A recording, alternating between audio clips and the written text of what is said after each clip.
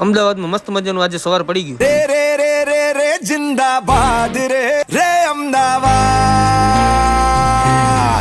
પછી તો હું મહાદેવરને જય દ્વારકાધીશ. સવારના પૂરમાં તમારો ભાઈ ત્યાંથી સ્કૂટી લઈને નીકળો અમદાવાદના રોડ માપવા માટે. ત્યાં કન્સ્ટ્રક્શનનું કામ ચાલુ હતું, નદી ભરાણી હતી અને આપણે તો આવી ટેવ હોય એકચ્યુઅલીમાં, એટલે કે એમાં મૂંઝાવાનું હોય નહીં. આપણે મસ્ત મજાના તૈયાર થઈને સવારના નીકળી ગયા અમદાવાદના રોડ માપવા માટે.